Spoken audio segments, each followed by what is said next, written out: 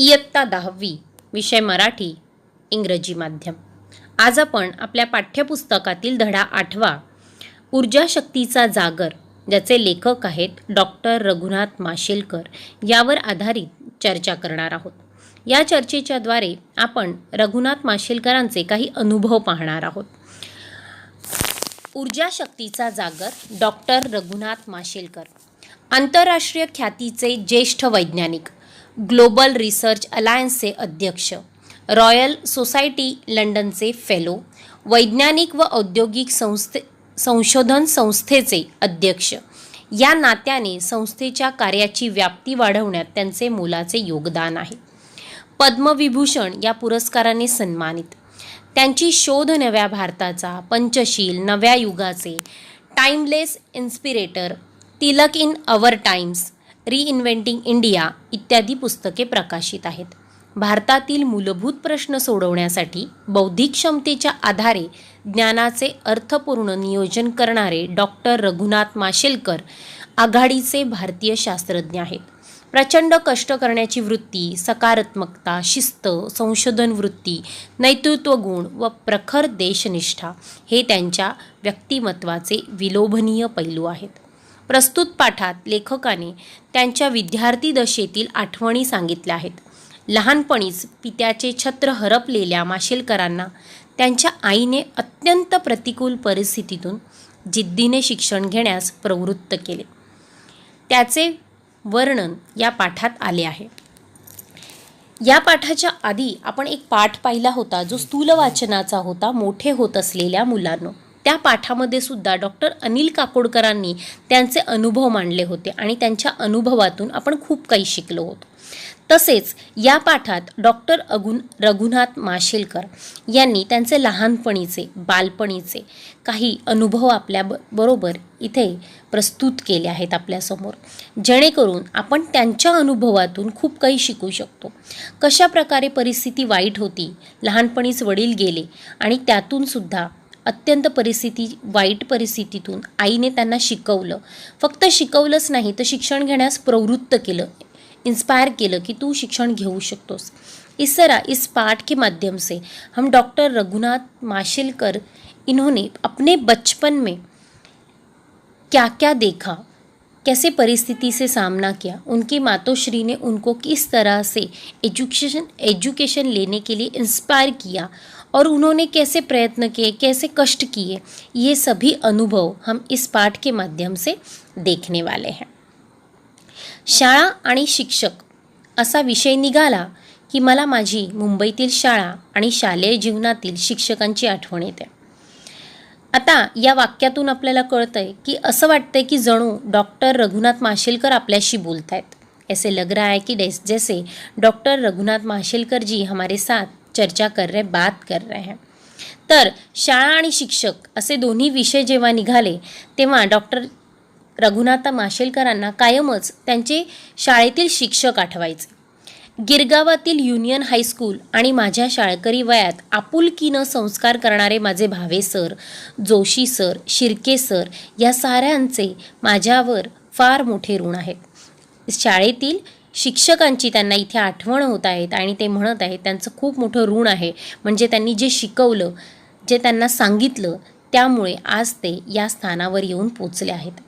पण त्याचवेळी हेही सांगितलं पाहिजे की या शाळेशी आणि या संस्कार देणाऱ्या शिक्षकांशी माझा जो संपर्क आला, तो जिच्यामुळे आला ती माझी परमप्रिय आई आणि माझे मामा यांचे ऋण मी कसे व्यक्त करणार. आई हीच प्रत्येक मुलाची पहिली शिक्षक असते. माझ्या बाबतीत तर आई ही माझी केवळ शिक्षक नव्हती तर माझे सर्वस्व होते. यहाँ पर डॉक्टर रघुनाथ माशेलकर जी बता रहे हैं कि जब भी मुझे स्कूल याद आती है तो सबसे पहले मुझे मेरे स्कूल के सभी शिक्षक याद आते हैं और उन्होंने दिए हुए संस्कार याद आते हैं, जिसकी वजह से आज मैं यहाँ पर खड़ा हूँ. और इनसे जो संबंध आया, इन शिक्षकों से संबंध आया, स्कूल से मेरा जो रिलेशन है वो किसके कारण था, तो उनके मातोश्री के वजह से. क्योंकि मातोश्री मतलब उनकी माँ ने ही उनको प्रवृत्त किया कि तुझे सीखना है, जो भी हो, कितनी भी मुश्किलें आए, कोई भी परिस्थिति हो, मैं तुझे सिखाऊंगी. और उस परम पूज्य आईने म्हणजेच त्या आईने त्यांना शिकवलं आणि खूप वाढवलं आणि त्यांना योग्य ते संस्कार देऊन कधीही त्या हारल्या नाहीत. आमचे मूळचे गाव दक्षिण गोव्यातील माशेल. माझे बालपण तिथेच गेले. माझे मामाही याच गावातले. तिथल्या एका मैदानावर खेळल्याच्या आणि पिंपळकट्ट्यावर बसून निवांतपणा अनुभवल्याच्या फुसटच्या आठवणी माझ्या मनात अधूनमधून वाऱ्याच्या लहरीसारख्या येत असतात. माझ्या वयाच्या 6व्या वर्षी माझे वडील वारले आणि आम्हाला उदरनिर्वाहासाठी आमचे माशेल गाव सोडावे लागले. मी आणि माझी आई मुंबईत येऊन पोचलो. गिरगावातल्या खेतवाडीतील देशमुख गल्लीमध्ये मालती निवासातील पहिल्या माळ्यावर छोट्याशा खोलीमध्ये आम्ही मायलेक राहत होतो. आर्थिक परिस्थिती पूर्णपणे खालावलेली. दारिद्र्याशी संघर्ष करणारी माझी अल्पशिक्षित आई आणि शिक्षणासाठी आसुसलेला पण कोणतीच फी भरणे शक्य नसल्याने शाळेत कसा जाऊ असे प्रश्न घेऊन वावरणारा मी. त्यावेळचं वातावरण हे असं होतं. रघुनाथ माशेलकर हे मूळचे कोणते होते तर त्यांचं गाव होतं दक्षिण गोव्यातील माशेल. त्यांचं लहानपण तिथे गेलं होतं. मामा त्यांच्यासोबत राहत होते, तिथेच राहत होते त्या गावात.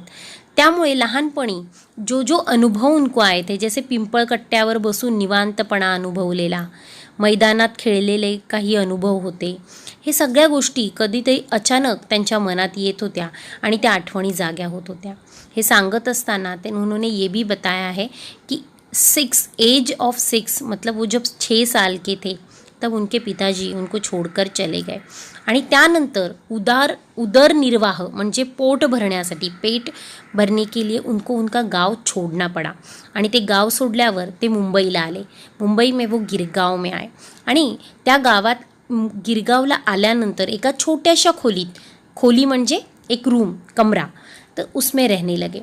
लेकिन उनकी जो परिस्थिति थी वो इतनी बिकट थी कि उनको हमेशा ही संघर्ष करना पड़ा. खाने के लिए पैसे कम थे, पैसे नहीं थे ऐसे बोलेंगे तो भी चलेगा. तो और अल्पशिक्षित आई मतलब आई शिकलेली नहोती, अनएडुकेटेड उनकी मातोश्री थी.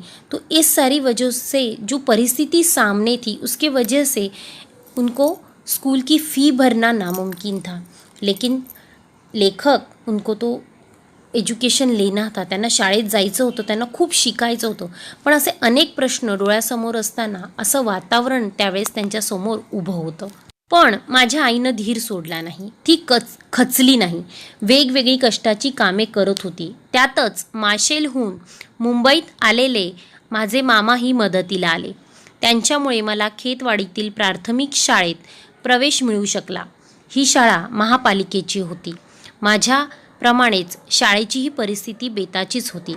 पण इथले शिक्षक मात्र मनाने खूप श्रीमंत होते. पायात चप्पलही न घालायला नव्हती. अशा परिस्थितीत माझी शाळा सुरू होती.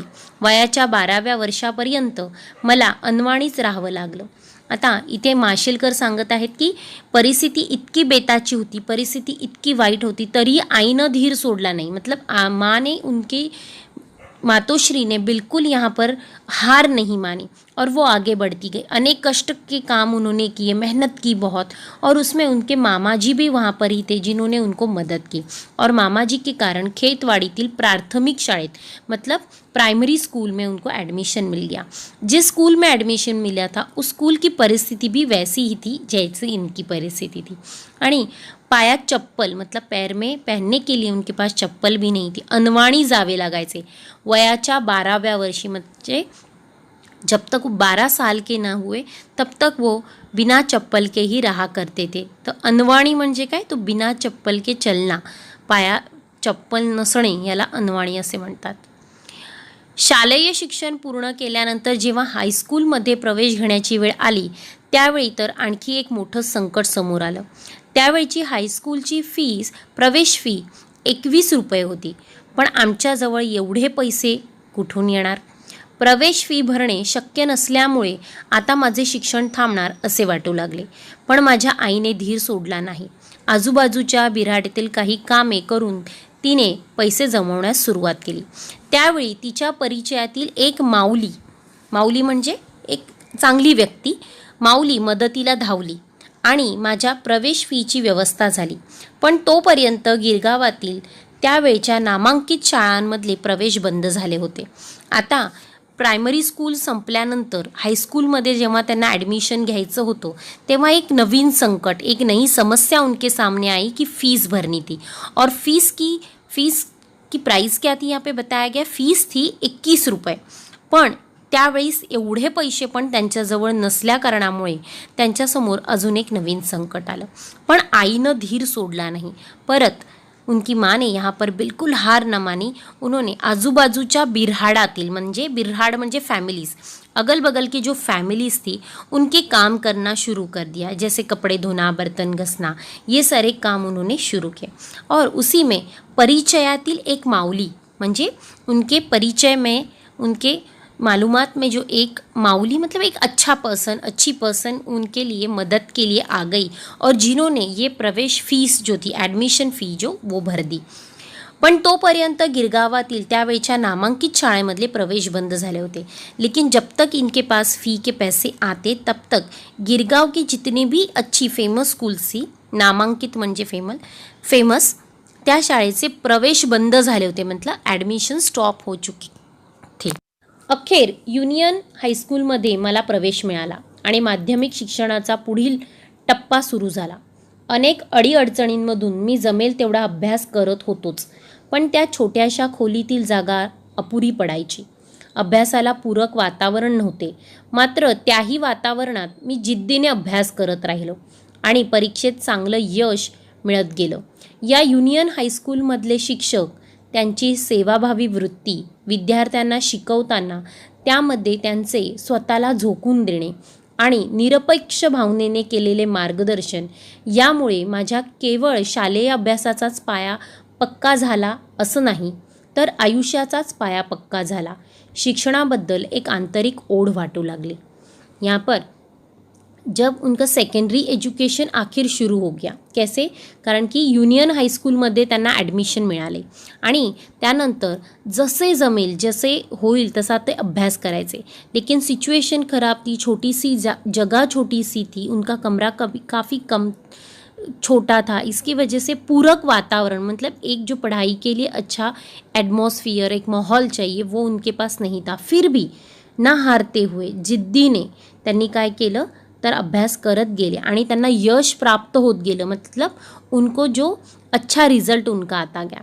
और उसी के साथ साथ जिस यूनियन हाई स्कूल में उन्होंने एडमिशन लिया हुआ था, वहाँ के शिक्षक सेवाभावी वृत्ति के थे, लोगों की मदद करने वाले थे, विद्यार्थियों को इस तरह से सिखा देते थे. सिखाना सिर्फ बोलते हैं ना कि पुस्तकी ज्ञान नहीं देते थे, बल्कि उनको इस प्रकार का ज्ञान दिया जाता था जिससे उनके जीने की एक राह उनको मिले और आयुष्याचाच पाया पक्का झाला. मतलब तो जीवन की एक अच्छी राह उनको मिली और उनमें एक आत्मविश्वास म्हणजेच कॉन्फिडन्स तो त्यांच्यामध्ये निर्माण झाला. शिक्षणाबद्दल एक आंतरिक ओढ वाटू लागली. मतलब शिक्षण, एज्युकेशन के लिए एक मन से उनके पास क्युरियोसिटी थी की मुझे और पढ़ना है, और पढ़ना है. म्हणून त्याला सांगितले आंतरिक ओढ त्याला वाटू लागली. आमच्या हायस्कूलमध्ये दर शनिवारी चाचणी परीक्षा घेण्यात येत असे. आमचं हायस्कूलही गरीब होतं, त्यामुळे उत्तरपत्रिका घरून न्यावी लागायची. त्यावेळी तिची किंमत फक्त 3 पैसे असायची. आपल्यालाही कदाचित पटणार नाही, पण तेव्हा दर आठवड्यात हे 3 पैसे उभे करताना देखील माझ्या आईच्या डोळ्यात पाणी उभं राहायचं. आजही आठवलं की माझ्या अंगावर काटा उभा राहतो. तिनं माझ्यासाठी प्रचंड कष्ट केले, पडेल ते कामं केले. काँग्रेस हाऊसजवळ काम मिळणार आहे असं समजल्यावर एकदा ती तिकडे गेली, रांगेत उभी राहिली, तशीच ताटकळत. पण त्यावेळी तिला सांगण्यात आलं की फक्त 3री किंवा त्यापेक्षा अधिक शिकलेल्यांनाच काम दिलं जाईल. हे ऐकून अर्थातच ती नाराज झाली, घराकडं मागं फिरली. त्यावेळी तिनं ठरवलं की मी माझ्या मुलाला खूप शिकवीन, कारण शिक्षणाशिवाय या जगात मान नाही. आता शाळा सुरू झाली होती, हायस्कूलची शाळा होती. दर शनिवारी चाचणी घेतली जात होती, म्हणजे एक टेस्ट घेतली जात होती छोटी, आणि त्या उस टेस्ट के लिए जो पेपर्स लगते थे वो घर से लाने होते थे आणि त्यासाठी 3 पैशाचा खर्च होता. पण आपल्यालाही आत्ता पटणार नाही की त्यावेळेस त्यांच्यासाठी हे 3 पैसे म्हणजे खूप मोठी गोष्ट होती. आईच्या डोळ्यात पाणी उभं राहायचं, म्हणजे आईला वाईट वाटायचं की हे 3 पैसेसुद्धा मी त्याला देऊ शकत नाही. आणि पण ती प्रचंड, आजही त्यांना ह्या गोष्टी आठवल्या. आपल्यालाही आता ऐकून खूप वाईट वाटतंय, त्रास होतो की अरे अशा पण परिस्थितीत काही लोकं जगलेली आहेत. तिने माझ्यासाठी प्रचंड कष्ट केले, पडेल ते काम केले. खूप बहुत कष्ट करती थी, काम करती, जो मिलता वो काम करते. कांग्रेस हाउस जवळ काम मिलना है. एक बार उन्होंने सुना कि कांग्रेस हाउस के यहाँ पर काम मिलने वाला है, तो वो भी जाके वहाँ पे क्यू में खड़ी हो गई. काफ़ी देर खड़े होने के बाद उनको समझ में आया यहाँ पर ऐसे लोगों को सिर्फ नौकरी दी जाएगी, काम दिया जाएगा जिनका एज्युकेशन 3rd स्टँडर्ड तक है. हे ऐकून तिला खूप वाईट वाटलं, ती नाराज झाली आणि त्यावेळेस कळलं की अरे शिक्षण किती महत्त्वाचं आहे. आणि त्याच वेळेला तिने ठरवलं की मी माझ्या मुलाला खूप शिकवणार, कारण शिक्षणाशिवाय या जगात मान नाही. तिनं प्रत्यक्षात केलंही तसंच. माझ्यासाठी तिनं घेतलेले कष्ट मी कोणत्या शब्दात सांगू. कोरे, पाठकोरे लिहून उरलेले कागद ती एकत्र जमवायची आणि त्याच्या वह्या करून द्यायची. अखंड पेन्सिल मला मिळणं अवघड होतं, त्यामुळे जेमतेम हातात धरता येईल अशा पेन्सिलीनेच लिहावं लागे.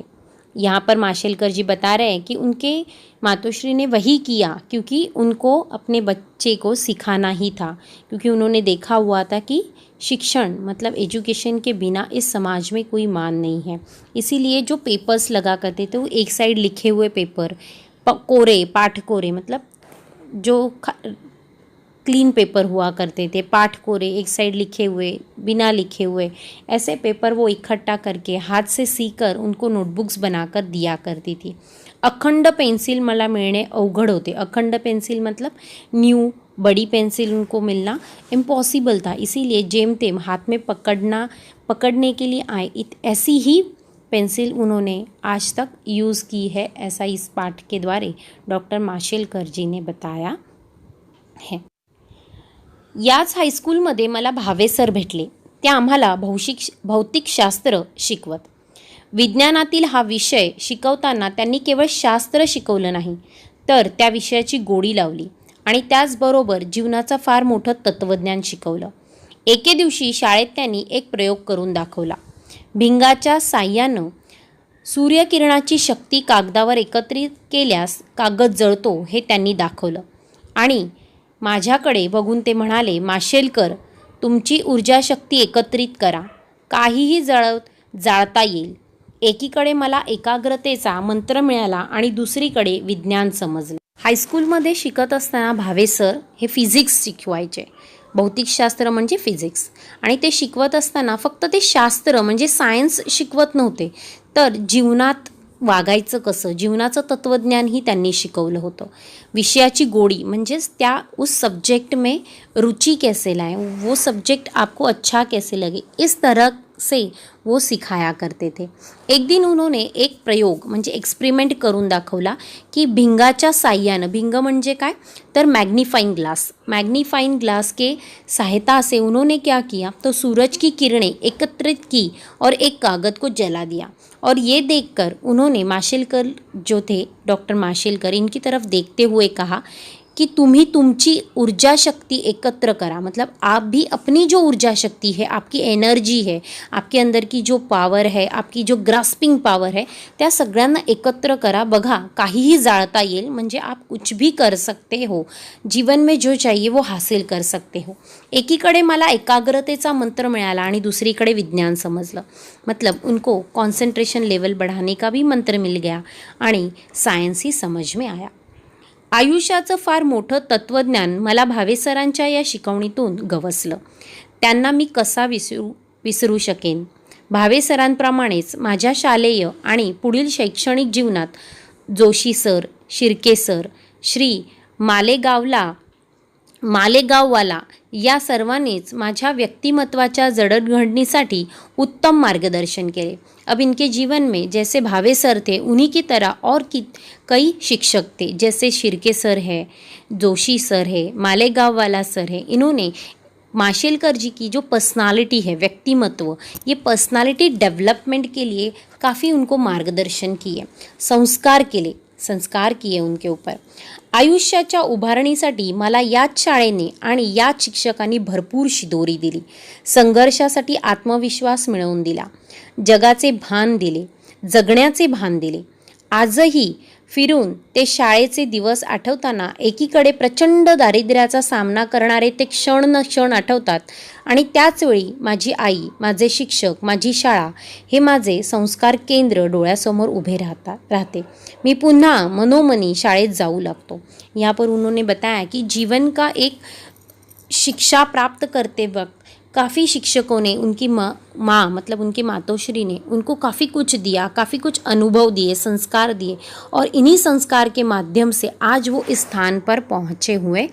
अर्थात डॉक्टर माशेलकर मतलब लेखक के लिए उनके शिक्षक, उनकी माँ, उनकी स्कूल, ये सारे संस्कार केंद्र थे जो अभी भी उनको अगर याद आए तो उनके आँख में पानी आ जाता है और ही मन में वो स्कूल में जाने लगते हैं और वो सारे क्षण उनको वापस याद आने लगते हैं की वो कैसी परिस्थिती, कोणत्या परिस्थितीतून ते पुढे आले। आणि आपण यातून एकच शिकतो की माणूस जर जिद्दी असेल, माणसाच्या मनात ती जिद्द असेल तर माणूस कोणत्याही परिस्थितीचा सामना करून पुढे जाऊ शकतो। योग्य मार्गदर्शन, योग्य संस्कार जर आपल्याला लागले तर त्याची शिदोरी घेऊन, ते बरोबर घेऊन आपण आपल्या आयुष्यामध्ये एक योग्य मार्गाने चालू शकतो आणि हवे ते आपण प्राप्त करू शकतो, आपली इच्छा पूर्ण करू शकतो। ज्याप्रमाणे जिद्दी त्यांची आई होती आणि त्याचप्रमाणे डॉक्टर माशेलकर ही फार जिद्दी होते। धन्यवाद। Thank you so much.